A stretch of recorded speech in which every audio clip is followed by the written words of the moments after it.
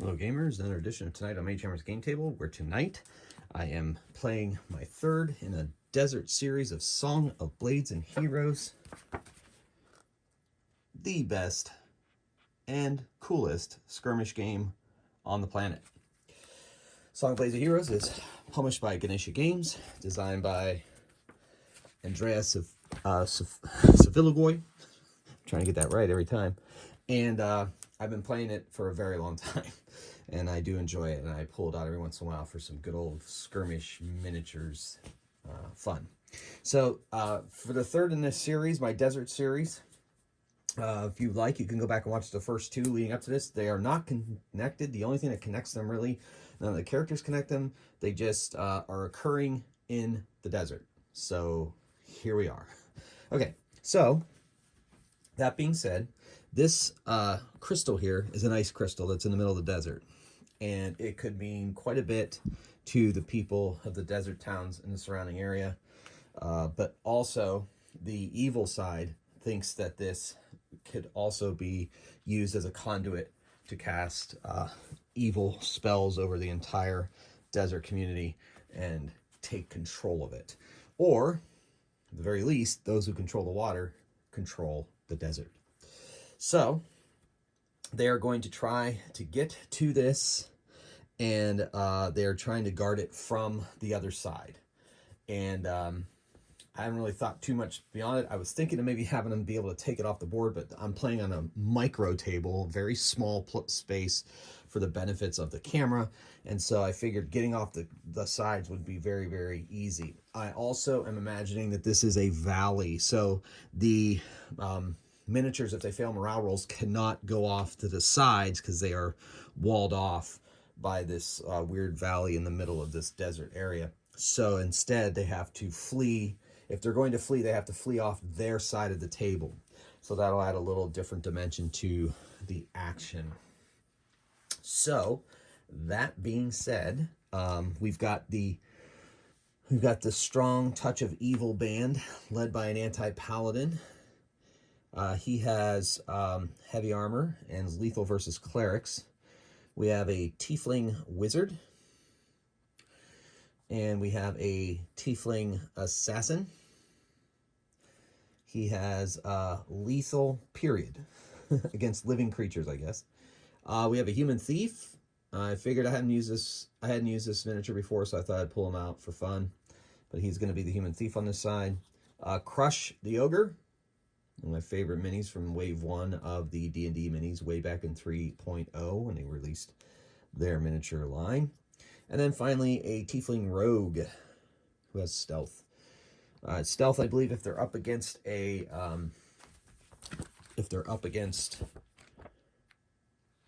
terrain piece, they cannot be targeted with, and they can also, move silently across the field using as long as the model is adjacent feature ranges counts as cover. The model may not be targeted by any ranged attack. Good, thought so. In other words, yes. So they can hide and make their way across. So on this side, we have the Company of the Purple Dragon, and we have a halfling stealth specialist, shall we call him? Sure, we'll call him a halfling stealth specialist. He's hiding here in the rocks. We have a dwarven cleric, Gorth of Moradin. So there he is. Then the leader of this group, Saga Toth. He is a magic user, wizard. Okay.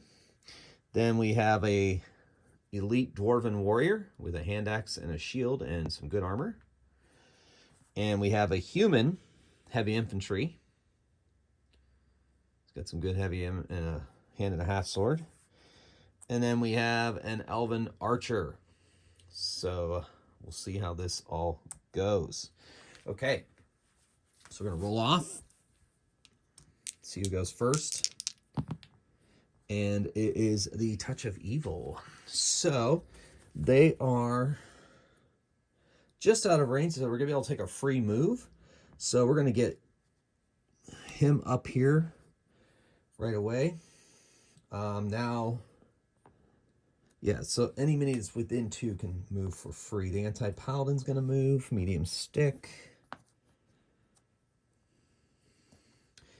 they all just get a free move. The Tiefling Wizard is going to kind of take some cover here and get ready to pop out and attack. Now the Assassin is going to try to sneak off to the side here. The Thief, Human Thief, he has stealth as well.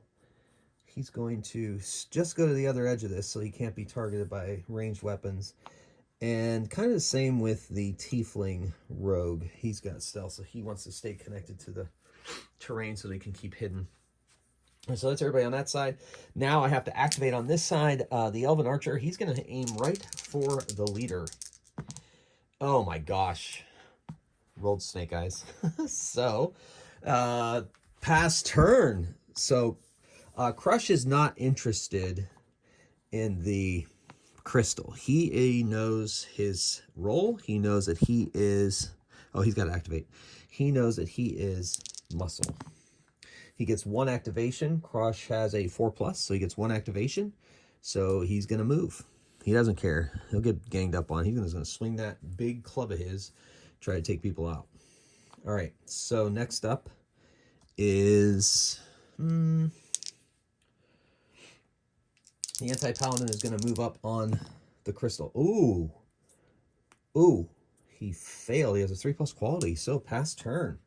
All right, this elf is going to try to shoot again at the leader since he's out. All right, so good. So he gets the elf archer has a 2+ quality. Holy moly. Anyway, so he's got 2. So he's going to take aim. So that adds +1 to his roll. So he's going to make a ranged attack against the Anti-Paladin. The Anti-Paladin combat is a 4. So this is going to be 4 on 4. And the Anti-Paladin easily avoids the archer's arrow. So that's his activation.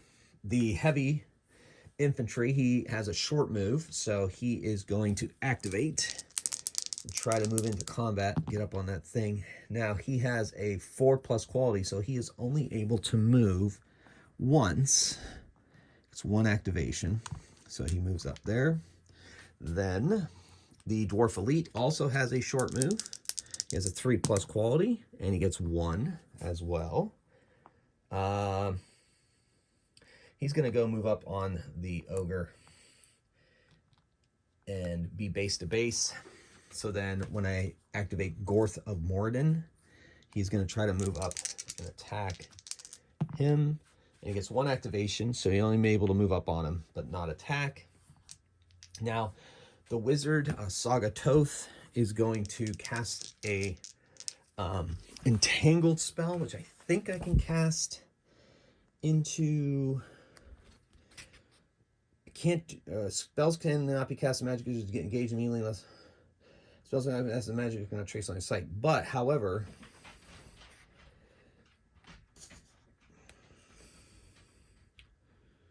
can be used in range of combat equal power. Okay. Transfix. As long as the magic has line of sight to him, even targets already engaged in melee. Yep. So he's going to try to paralyze him. He's only going to roll 2 dice. So he doesn't want to take a chance of losing his spells. So he activates on a 3+, and he gets nothing. So, pass turn. Crush doesn't care. Crush is going to smash... He's going to try to smash the Dwarf Elite. So you can see he needs to activate first. He gets 1 activation, and he is going to attack the Dwarf Elite. He has -1 to his combat because he's engaged with more than 1 foe. So Crush is at a 3, and the Dwarf Elite is at a 4. So the Dwarf Elite comes through, and since it's an even number, knocks over Crush. Next up,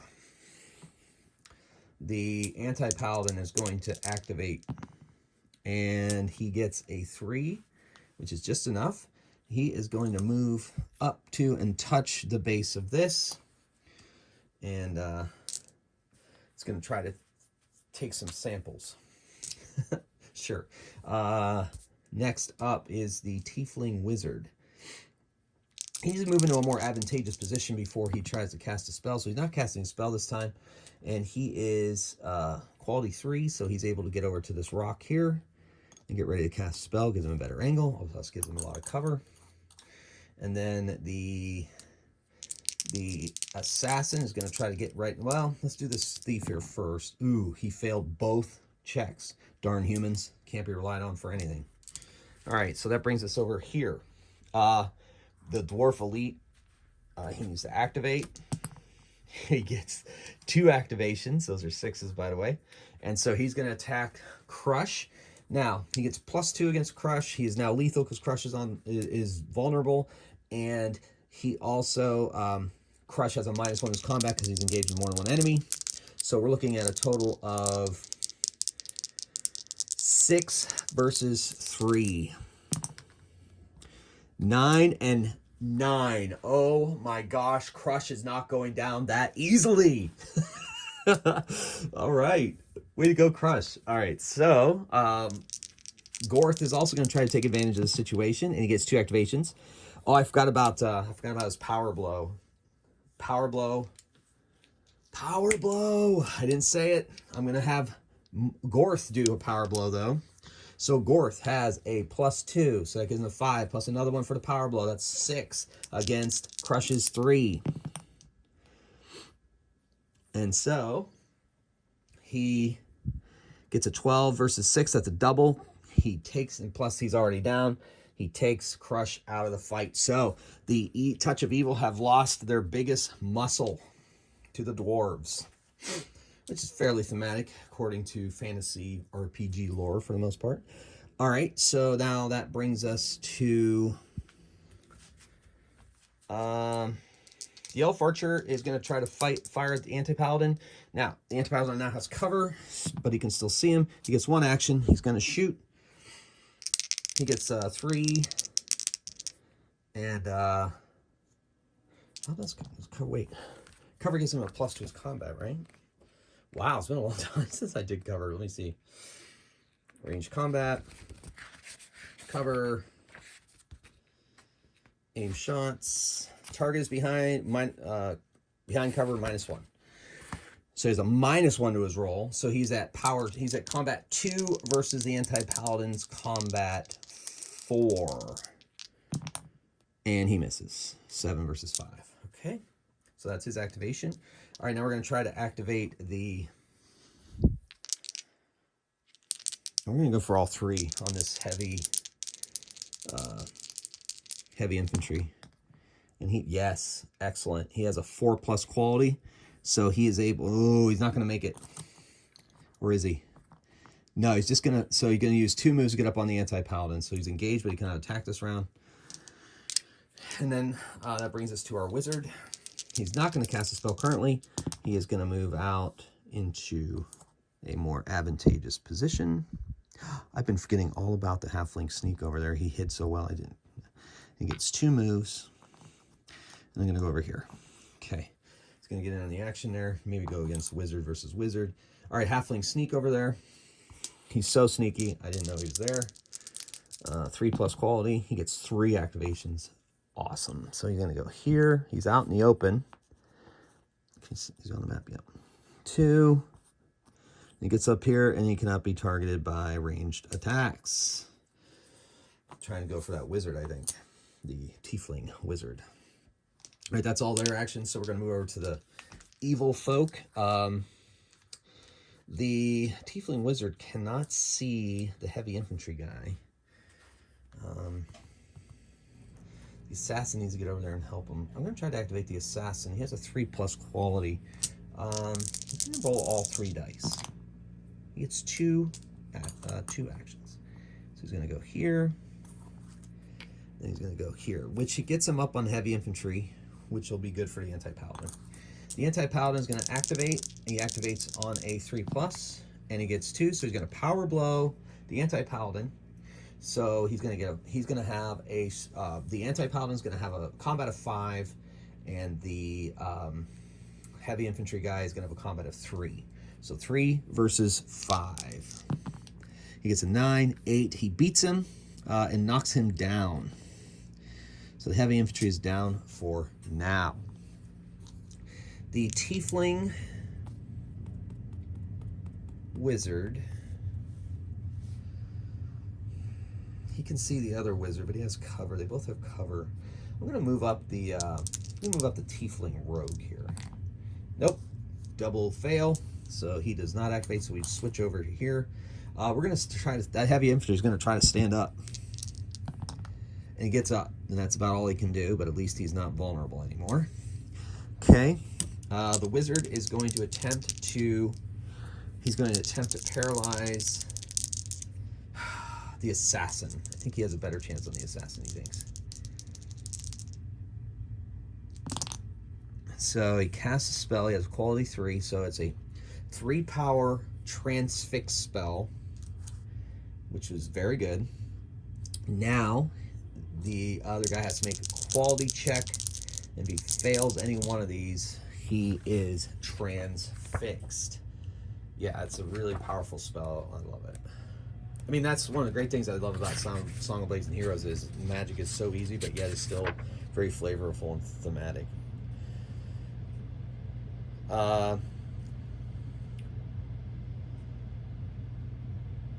Quality roll, 1 die per point of the power spell. So if the spell is cast, if the target rolls, it is transfixed and must spend 2 actions to undo. So he's got to make, if he fails any one of these rolls, oh, he does. He rolled a 1. He was fighting it. So he is transfixed. So, it's not that much different from being knocked down, so we're going to knock him down. Still get a +2 to hit him and all that stuff, but he can try to activate to stand up. I mean, I could always put a little token near him, I guess, to say he's transfixed, so we'll do that. Transfixed. Okay. So that was the wizard. The dwarves. The halfling. Ooh, should we get crazy? No, let's move the dwarves up first. Dwarf elite, he gets 2 actions. He's just going to move 1. And then he's going to move 2. He's going to try to come around the crystal to help out his buddy. And the dwarf cleric, he gets 2 actions. So he hustles. He wants to stay away from an anti-paladin, so he also may go work on the wizard. Now the halfling, or the archer. Well, the archer doesn't have a clear target, so we're going to move the archer. He gets 1 activation. That's enough to climb down, and he's going to move into a more advantageous position. Now the halfling sneak is going to try to get up on that tiefling. He gets 2 actions. So 1, 2. Well, you know what? Let me measure that. I think he can come into contact and attack. So he's going to do it. So the halfling thief has a sneak, has a 1 combat. And the tiefling wizard has a 1 combat. So pretty even. 6 to 4. So he pushes him back out into the open of base. All right. Okay. All right, so over to the bad guys, quote unquote. So the rogue is going to try to move up on the rogue and attack. And he does. He's up, he attacks. So this rogue has a 3+ combat. The halfling thief has a 1 combat. 3 versus 1, 2, 5. Holy moly. No. 4, 3. Okay, I was getting my dice mixed up. That's enough to knock the thief back a base. And since he knocked him back a base, the tiefling wizard is going to attempt to fire a spell at him. And he fails both of his rolls. So, pass turn. All right, so this is going to give the dwarves a chance to get up on that wizard and attack. So the elite, he gets to move up and attack. Moves up and attacks. Now the dwarf elite has a 4 combat, I believe, and the wizard only has a 1. And 5, and that is a 10. So he doubled it, he killed the wizard. The dwarf cleric is going to try to get up there and run interference for his halfling buddy, and he gets only 1 action, short move, but it's enough to bring him into contact with the rogue, so the rogue cannot escape to go towards the halfling. So mission accomplished there. The heavy infantry guy is going to attempt to attack the transfixed, paralyzed guy. He's going to use power blow. All right, so he's transfixed, so he gets +2. It's lethal because he is transfixed. He also gets a +1 for a power blow. So we're looking at a total of +3 lethal, total of 7 versus the assassin's 2. 7 versus 2. So we got a 7, he got an 8, so just enough. But since he's transfixed, he is defeated. They are now down below 50%. They have to make quality checks. The rogue fails 2 of them, so he has to run. The Morden gets a, Cleric of Morden Gorth gets a free hack, and he gets a 6 versus the rogue's 6. No, wait. Gorth gets a 7 versus 6, so that's enough. And I think if you take a free hack on a morale roll,